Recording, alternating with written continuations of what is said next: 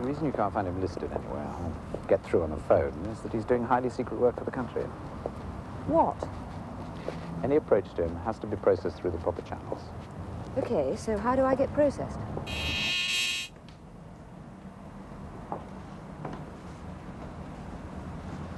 Miss Shaw. Hello. Sterling Stanley. How do you do? Do sit down. Thank you. So good to see you. I very much admire your programs. Well, it's good to meet a civil servant who watches television. Well, I'm not actually a civil servant. Oh? Well, of course I am, in a way, but...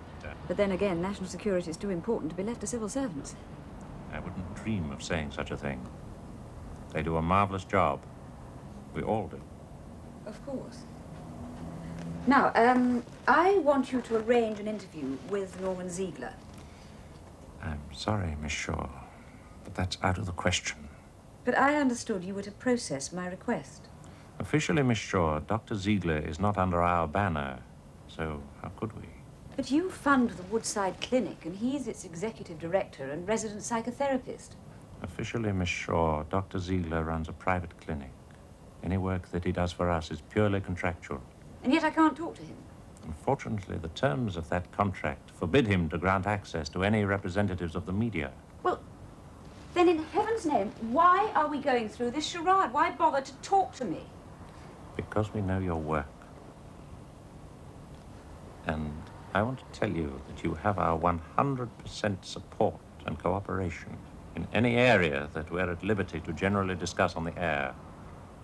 We would like you to do a program. I'm not turning out some propaganda show to make your department, or whatever it is, look good. Lull the audience into a false state of security. There's the key word. False? Very good. Of course, I meant security. Yes, well, I can see I'm the one wasting time. I mean, either I make the show you want, or I make no show at all. That's not the way to look at it.